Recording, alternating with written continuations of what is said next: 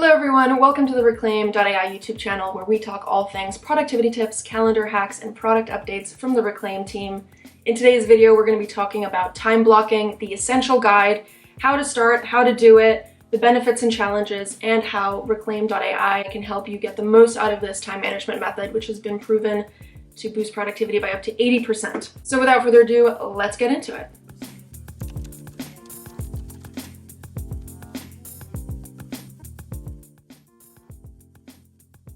First things first, what is time blocking? Time blocking is a time management method in which you schedule time blocks in your calendar for individual tasks. If you're a busy professional, you probably already have a monstrous to-do list, whether that's on paper or in a doc or on a sticky note on your desktop. You also are probably getting new tasks being assigned to you through project management platforms or via Slack, or people hitting you up with requests that you have to complete. The problem becomes when busy professionals are already spending so much time in their week sitting in meetings, trying to find the time to actually work on the items that you have on your to-do list is the difficult part. It's one thing to be able to see what you have to do, and another to actually find the time to do it around the things that are already going on every week. Time blocking addresses this pain point by actually making you schedule time to finish a task or to work on a long-term project or to complete a routine task that you have to do so that it doesn't get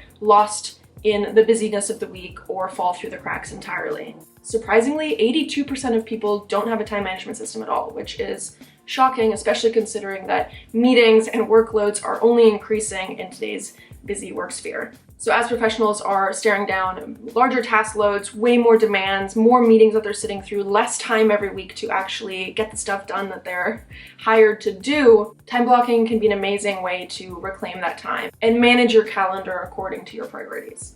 Now, people time block both manually in things like bullet journals, but of course there's much greater flexibility when you manage your calendar digitally in a free app like Google Calendar. This allows you to share your availability, communicate to others what you're working on, and adapt to changes as they come in, because they do. One thing that can discourage people from starting time blocking is that it just seems like a really big time investment or a hassle to stay on top of, which is very valid, especially if you've already got a really busy schedule and so much to do. Why would you want to add even more work to your workload to try and organize said workload? The reality is that planning ahead is a huge investment to your productivity. By setting aside a little bit of time to plan out your week or your days ahead of schedule, you actually set yourself up for more success, being able to have an action plan to follow through on, knowing exactly what you're going to work on, and not having to deal with decision paralysis when you're trying to figure out what to work on next. So while time blocking has a little bit of a learning curve, the results and the value of this time management method really makes up for it. Some of the top benefits of time blocking include better focus, more productive task work, optimized busy work or shallow work for all those smaller to-dos that you have to get done, improved time estimating and planning for the future, less decision paralysis of choosing what you're going to work on next, being able to achieve more goals with consistent progress, better communication around what you're working on and when you're available, and reduce stress around your workload.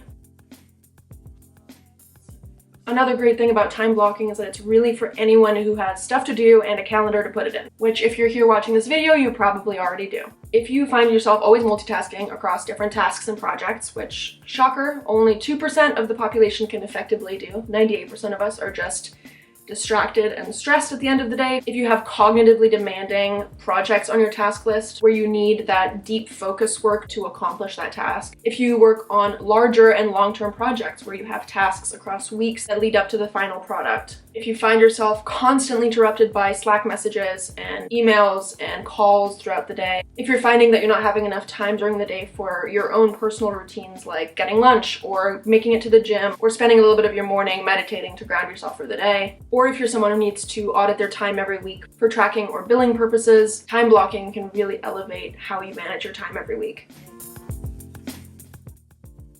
Okay, now that we've actually covered the benefits of time blocking and who it's for, which is anyone with stuff to do and a calendar to put it in, let's take a look at some of the popular types of time blocking. The first one is task batching, and that involves grouping similar tasks together at a certain time in the day. Task batching works great for smaller, shallow work to-dos like communications, where you can schedule a time block to get caught up on Slack notifications, your inbox, any missed calls that you have, any Instagram DMs, tweets, whatever, grouping all of that together into, 1 or 2 time blocks during your day reduces the context switching from the constant interruptions of notifications coming in. Context switching is when you change your focus from one task to a completely unrelated task. And many of us do this throughout the day. You get a new email or someone pings you on Slack and asks you a question. Every time you move away from what you are doing to focus or take care of something else, it takes the average person over 23 minutes to actually get back to what they were doing, to refocus their brain. This kind of context switching, where you're sort of jumping from task to task and your brain is constantly having to reset to what you're doing, can actually cost you 40% of your productive time every day. So task batching really reduces that context switching by grouping tasks that are in a similar focus or cover a similar topic into one dedicated portion of your day. Other examples could include recruitment efforts. Grouping all tasks related to recruitment together would be a great way to reduce that context switching. It could be outline writing for written assignments like blog posts or any kind of research content, or something like weekly reporting or data entry where you group just entry tasks to go through and update all of your reports for the week. The next type of time blocking is an elevated version of task batching, and it's called day theming. Instead of doing smaller task batches, you do entire days focused to one topic or one effort. Elon Musk is famously known for using day theming to focus his work every week around his 2 companies, SpaceX and Tesla, where he dedicates his focus to one company for one day at a time. This again allows you to reduce that context switching throughout the day and helps you make more substantial progress on tasks every day by taking advantage of time for deep work and really reducing those distractions. Yes, while this is a great method for people who have multiple companies to run, it also works great for freelancers who have different clients or accounts that they're working on at a time, and even in a single job position that helps you focus your efforts into different focus groups every day. So say in my case, where I do a lot of content creation for Reclaim.ai, one day could be dedicated to video content for filming and editing, content creation for social media, where I just film reels and draft posts for Instagram and Twitter, and a day dedicated to blog writing, where I just do deep focus work on a blog post or 2. If your position does entail different sort of focus groups, day theming can be a really great way to really maximize your focus and productivity on a single effort every day. Time blocking type number 3 is time boxing, which a lot of people confuse for being the same thing as time blocking when it actually is a little bit different. So while time blocking defends time for a task on your calendar in a time block, time boxing takes this a little bit further by actually limiting the amount of time that you spend on that task. Time blocking can be very flexible, where you can extend a task to be longer or split it up or move it around throughout your week to accommodate changes and be more flexible. So time boxing is time blocking, but with very strict time limits. Time boxing is especially valuable to people who have really packed calendars, who cannot afford to, have a task take longer than planned or have it take up too much of their time away from other things. This is a great tool for open-ended sort of task work. For example, a task that could go on forever would be content creation, where I could just sit down and start filming reels and spend my entire day filming reels, but limiting 2 hours to filming reels on my Wednesday morning. Whatever I accomplish in that time, when that time is up, I move on to the next task. Similarly, you could do this for a recruitment effort or brainstorming campaign ideas. So time boxing really helps you hone in that focus for a certain amount of time and make sure that you get everything else that you need to get done. The 4th type of time blocking we'll cover is the Pomodoro technique, which does and does not have anything to do with tomatoes. Francesco Cirillo created this time management technique in the 80s as a student when he was struggling with productivity and getting all of his tasks done. He found a tomato-shaped kitchen timer in his kitchen, hence the name of the method, the Pomodoro tomato technique, and set it to 25 minutes in which he tried to accomplish as much as he could of a task. To apply this method today, you don't need a fruit-shaped timer. You can use your phone or online Pomodoro timers like PomoFocus to time yourself for 25 minutes with a 5-minute break, which is the traditional one. But you can really break this up into any kind of limited short time frame. A sort of focused time boxing method, it sets a limit to how long you're going to be working on this task and really allows you to maximize productivity in those 25 minutes to reduce distraction, really hone in on that focus, and is a short enough time that you don't feel overwhelmed by how long you have to focus on something, allowing you to give it your all for 25 minutes so that you can then move on, which You might be surprised what you can actually complete when a timer is counting down from 25 minutes. It's a great method to try, especially for those shorter tasks and shallow work to-dos. We've covered all the bases. Let's dive into the fun part, how to start time blocking your calendar. Step 1 is creating a master list. Now, we talk about master lists on the blog a lot. If you haven't checked out the Reclaim blog, it'll be linked down below. If you're looking for more productivity tips and calendar management techniques, definitely check out the blog for a bunch of free content around that. And if you read through some of the blog posts, you'll see the term master list a few times. So what is a master list? A master list is a consolidated list of all your to-dos, everything that you have to get done, errands that you have to do, big projects that are long-term, and things that need to get done today, so that you know exactly what's on your plate. This can be pretty overwhelming, especially if you have a lot of things that you have to do every week, but knowing exactly what all of those things are is the first step in creating a realistic and manageable plan. This is especially beneficial to people who have a lot on their task list and have it sort of scattered around, whether that's on project management platforms where, tasks are being assigned to you, or you have several docs that you have to-do lists written out on that you don't keep track of together. It just reduces the chance of something falling through the cracks or getting forgotten or not being scheduled on your calendar, where you then end up not having enough time to finish it before it's due. So to create a master list, you want to consolidate all of your project management platform to-dos, all of your to-do lists, everything that's outstanding. Just brain dump it into a Word doc or a Notion page or somewhere where you can access it and update it as time goes. If you're time blocking personal to-dos on your calendar as well, it's beneficial to separate them into 2 separate master lists just for privacy and organizational reasons. But once you have your master list in no particular order, it's time to prioritize your tasks, which brings us to step 2. Learning to prioritize and, importantly, deprioritize tasks is essential to maximizing your productivity every week. A lot of people get really overwhelmed with a demanding task list because everything feels equally important. You only have so many hours every week, and when you're trying to fit everything in unrealistically, you're going to burn yourself out, you're going to get mentally exhausted, and your work is not going to be the quality that you want it to be. One of the most important lessons in learning how to prioritize or deprioritize is understanding the difference between something being urgent and something being important. Tools like the Eisenhower matrix or the Pareto principle help you identify which of your tasks are actually priorities versus urgencies. And this can really change how you approach your task list. Taking a look at your task list, ranking it by priority from top to bottom, learning to deprioritize the tasks that you can delegate to someone, completely drop, or push to another time helps you actually prioritize your task list as opposed to just shifting it around. Another thing that's really common is that during very stressful weeks, you sort of have blinders on where you're only seeing what's important today and tomorrow and what needs to get done right away, when some of your true priorities are the things that are going to get you closer to your end goals in the future. This means that sometimes urgencies have to take the back burner so that you can focus on the things that are most important to getting you where you want to be, which can also be really hard for people who have really been sucked into that hustle culture of like, okay, you gotta be available right now to get stuff done that comes onto your plate today. Learning to say no to projects and meetings that you just don't have the bandwidth or time for in a week because of the priorities that you already have on your plate is a really big lesson in this as well. Once you have your prioritized task list of everything that you need to do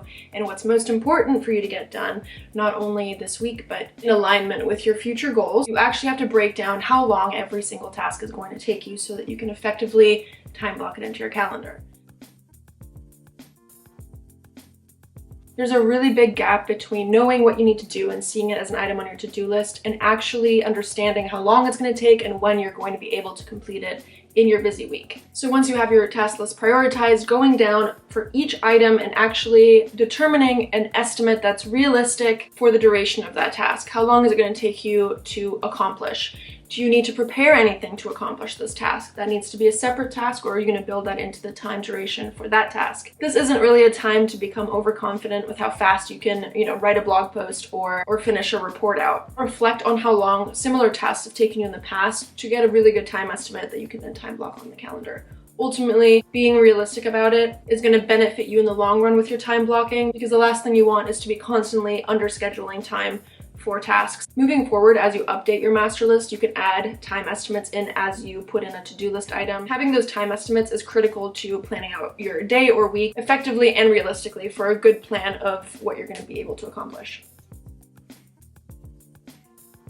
Step 4 is actually time blocking your calendar, which means you're taking those items from your to-do list and plotting them on your calendar. Plan out your week or your day. Whether you're going to set aside time on Friday or Sunday night to plan out your entire week based on your priorities, or are someone who has a constantly changing schedule and would rather plan it the night before for the next day, you're going to want to take a look at your prioritized list and start scheduling time blocks with the realistic time estimate that you've already established into your calendar around the schedule that you already have. So whether that's team meetings that are already scattered throughout your calendar, one-on-one meetings with managers or direct reports, you want to time block around your availability based on when you're most productive, when you're going to be able to realistically work on certain things. Again, time blocking can totally fit into your lifestyle and scheduling style, whether you want to set aside time on Friday to plan out the next week, or whether you're someone who's going to spend a little bit of time at the end of each day to plan out the following day, especially if your priorities are often changing. Time blocking can work for you and definitely takes advantage of planning ahead, which lets you wake up and go into the day with a clear action plan of where your time is going to be spent, which actually improves your chances of success because you already have a focus and you're not trying to scramble to figure out what you're going to be working on and what's most important for your focus that day. A few questions to ask yourself as you're time blocking your calendar are things like, when are you most productive? For many people, that's the morning, so scheduling deep work sessions to focus on bigger or more involved tasks in that time is a great method. Which tasks can you batch together? Communications, reporting, data entry, outlining, things that you can put together to reduce that context switching throughout the week is going to really save you time, save you that mental capacity that takes. Of course, then also becomes the question, when do you want to be available for collaboration, meetings, and check-ins with your team? Time blocking is an awesome way to share your availability with your team and better manage when you are available for that collaboration. So considering when you do want to be available for meetings, calls, check-ins, and actually dedicating open spaces for your team to be able to schedule with you in those times. Step 5, and one of the most important steps in this entire video, is automating your time blocking. This is a really crucial one. Automating processes across the board is a really great way to get time back and to streamline the things that you're already doing. When it comes to time blocking, that value really increases when you don't really have to do a lot of work to time block your calendar. Instead of having to manually move things around when priorities change or a meeting comes up or something falls through, you can actually have a system that automatically moves your schedule around and adapts it to the next best time according to your priorities and according to your availability. This is where Reclaim.ai comes in. It's a productivity app that finds the best time in your calendar for your tasks, routines, breaks, one-on-one meetings, travel time to physical locations, but ultimately really takes out that manual additional work that time blocking could introduce to your already busy schedule. Additionally, if you're already using project management platforms like Asana, ClickUp, or Todoist, Reclaim's native integrations help you pull your task list automatically from those apps and schedules them for you according to your time estimates and the due date in your calendar around your availability. The great thing about Reclaim is that when things do change, and they do, as we all know, you don't have to manually go in and change things in your calendar to keep up with your time blocking. Reclaim automatically moves things around so everything's rescheduled according to the changes and the priorities that you have set to defend in your calendar. We have lots of videos on the channel on specific features and integrations, and if you're interested in learning more, definitely check that out. Moving on, let's take a look at the common challenges of time blocking with solutions to help you navigate those hurdles, especially as you're starting out.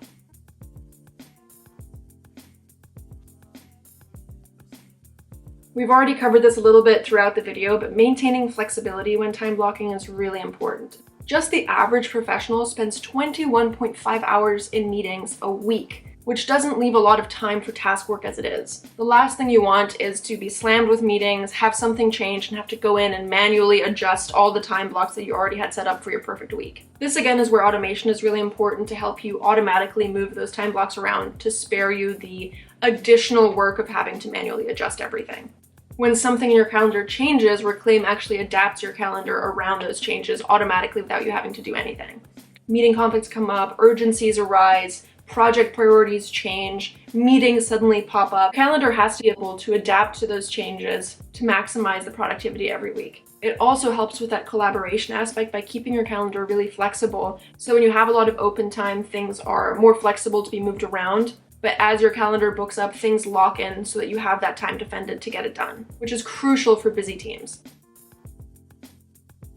Another big challenge is processing a packed calendar. Especially if you're using Google Calendar and you start time blocking, you'll notice that you suddenly are staring down a massive block of light blue, which is that default color for events. And it can be really hard to process everything that's on it, especially when you're not used to having a packed calendar visually. Reclaim automatically color blocks your time blocks based on event type. You just set the colors once and it will take over from there, which makes it really easy so you don't have to go and manually adjust anything or miscolor something. While this might seem like just an aesthetic tip, color coding your time block tasks is a really helpful way to not only break up the visual look of the calendar, but also have an overview of your week.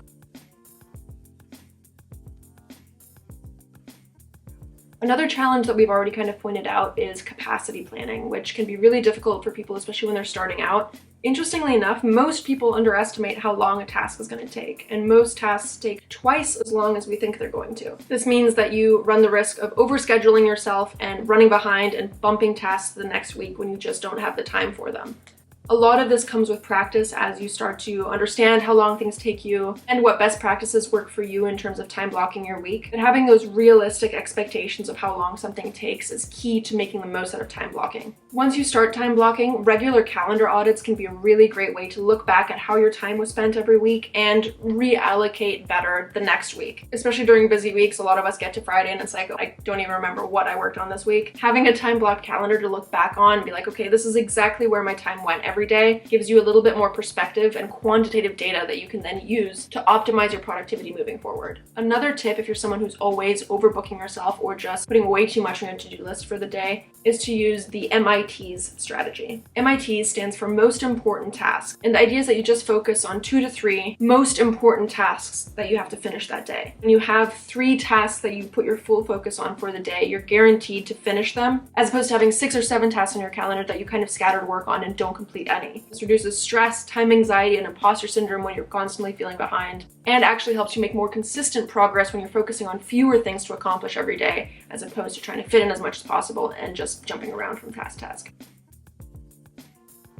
The last big challenge I want to point out is making time for breaks, which is something that a lot of people struggle with. If you find yourself sitting at your desk working back-to-back days, it's really important to try and schedule breaks into your time blocking. Because time blocking is supposed to involve everything that you want to make time for, scheduling breaks is also really important to maintaining your well-being, keeping your productivity up, and reducing the chance of being just mentally exhausted at the end of the week. Another great feature from Reclaim, buffer time schedules automatic breaks after task work, meetings, and even travel time around physical location events. That way you actually have automatic breaks scheduled in that are communicated to your team so that you can get up, stretch your legs, get a glass of water, fill up your coffee, go to the bathroom, prepare for your next call so you're not feeling stretched and overrun. I hope this guide was insightful in helping you get started with time blocking your own calendar. If you have any questions about time blocking or anything that we talked about, if there's any tips that I missed, be sure to drop those down below or tweet us at Reclaim.ai. If you found this video helpful, be sure to give it a thumbs up and do subscribe to our channel if you're looking for more content around productivity and calendars. And be sure to check out the video description for links to learn more about what Reclaim can do and how it can help you get 40%